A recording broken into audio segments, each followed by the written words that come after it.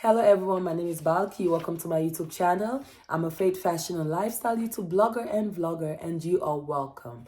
So today I will be reacting to a story that I saw on Instagram of this lady who went to who've been in America for like 40 plus years, and she's been sending money to Africa to her brother to build a house for her, and then she came back and found out that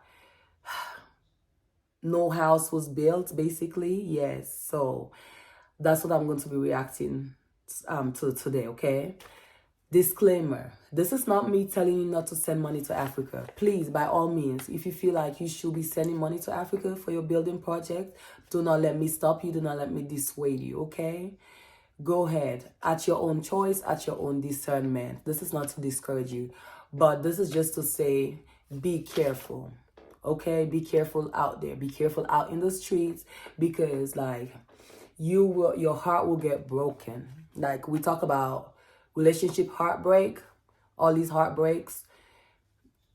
Your family can break your own heart if you're not, careful with these things. So yes, this is the story of a lady, like I said, who went to America for 40 years and been sending money to her brother. So by the math, I'm calculating that maybe she's in her 60s now. Maybe she went there when she was in her 20s. Yeah, that's my own math. Like, I hate math, but from my own calculation, putting two and two together, maybe she went there when she was in her 20s and now she's maybe in her 60s. And since then, she's been sending money, which is a long time. 40 years is a long time, okay? She's been in America. Send money to Africa to build at your own risk, okay? At your own risk, because there are lots of good people out there, right? But there are also lots of bad people out there. And some family members, of course, they think that once you're here, you're rich, you got money growing trees, I wish. So whatever they take from you, they feel like, oh, just a matter of time, you can have it back. They don't know that over here, you really have to work hard.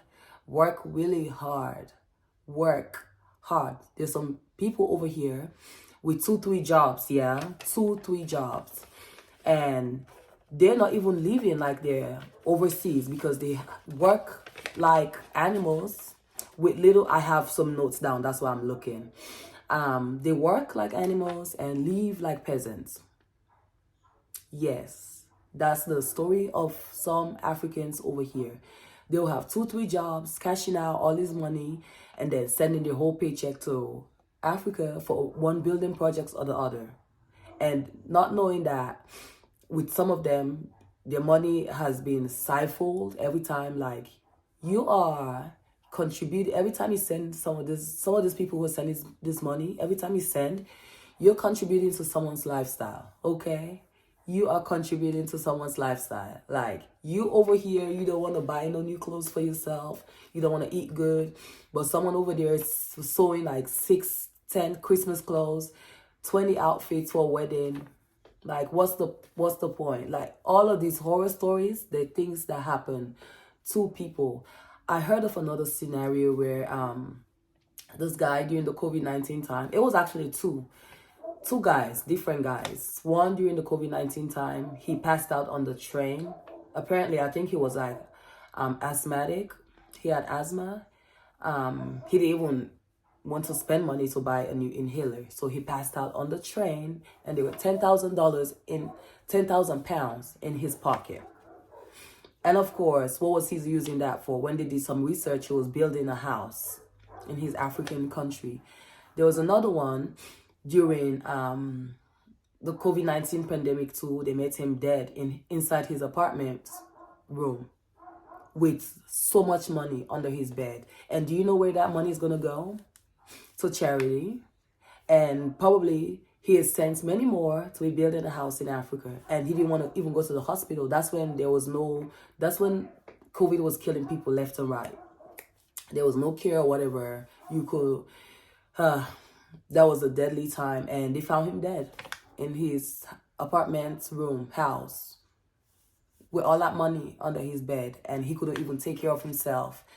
So lots of people over here, people in Africa, they don't know. They don't know. They see you out here, you know, maybe looking nice, and probably the clothes you've had, you've not been shopping for the past, I don't know, a year. So they see this one clothes with you on Instagram. They say, oh, look at her. She's living the life. And they do not know. So that's why I say send money to Africa at your own risk. Many people in Africa, yes, the poverty mentality, the poverty in Africa is a lot. Lots of people are suffering. So once you send money, they best believe they're going to use it for something else, not what you sent it for. So you say you're trying to build. In my country, they'll be like, "See, you don't give me early Christmas money." Ask your Sierra friends to translate that for you. So just send it at your own risk. And some people in Africa, they are living the life. They are so blessed. You know what their bills in Africa yearly is ours monthly, right? It's our bill monthly. So some they live in the life, they don't have bills to pay, but they are still not content. They're still not content. They're very greedy, very envious of people. They want to live the fake life. They want to act like they have when they don't. That's what causes people to do things like this. And apart from the sense of entitlement, like, I took you to America, so you owe me. So whatever you send, I don't care if it's to buy land or buy windows for your new house. If I want to use it, I will use it. That was the other story I heard of this other guy who was in Sweden, and he's been sending money to his brother to build, and he went to confront the brother. And the brother was like, after all, I took you to Sweden. Excuse me, did you take me to Costa Rica? But it's crazy out here. Just be careful. Be careful. Be careful. Like, this is the reality. Some people also have finished school, gotten married, started a business on top of someone else's money that they stole, that they probably used, you know, they sent to them to do something else, and they used it for something else. Things like this happen. Things like this happen. Don't just romanticize the idea of Africa, that, oh, I'm just going to build me a mansion in Africa when I retire. I'm just going to go back there and live in my mansion. You have to wise up. Please, you can just go with a blind trust. Yeah, blind trust. If you want to build, if you want to buy a house in Africa, you want to build, go through proper solicitors. Do not put this stuff in the hands of a family member, because they're going to eat your money and you cannot do anything about it because it's not on paper.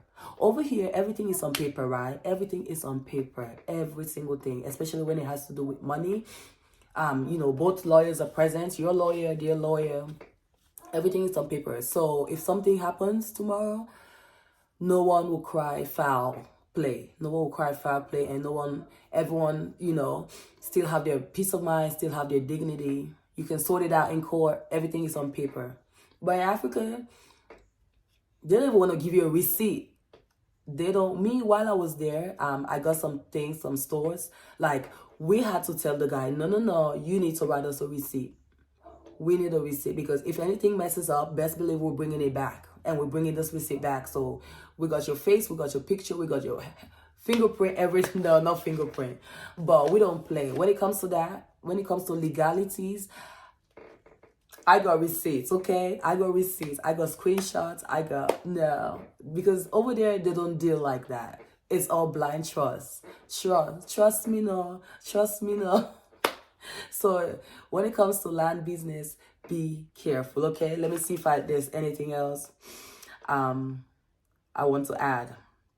So I heard someone say that be careful of sudden wealth. You know, some people, they just show sudden wealth. You know, their job is paying them, I don't know, maybe $200 a month. And then suddenly you see them with a new car. And you know they don't have a second job. So like their salary, the lifestyle do not match the salary. Be careful. They're into something. Yeah. Success without a history is scam. I heard someone say like that. He didn't put scam in it. I don't know I forgot the exact word he used, but success needs to leave a trail. Like, oh, this is how I was, and this is how I built up myself to get to this position and all of that. So, you know, don't be enticed, okay? Do not be enticed. Like, if you want to go build your house in Africa, whatever, have legal solicitors, have a legal backing. Do not leave everything in the hands of your parents or brothers or sisters and say, oh, they're my second cousin, my uncle, brother, sister, cousins, friends, relative, twice removed. No, no, you will be heartbroken. Do not do that. Don't do that, please. Please, okay? I mean, you're grown, you're an adult, you still gonna do what you want to do, but just be careful. If you're gonna do that, I personally would say don't do it. But if you're gonna do that, just be careful. Be careful out here in the streets. You know you've worked for your money, and then you be sending it to Africa, and then someone's just gonna use it and do baby girl, okay, or baby boy. Just be careful, okay? The Lord is with you. Be blessed. Be safe out here in the streets. All right. Thank you for watching. God bless you. Have a great day. Bye for now. Bye.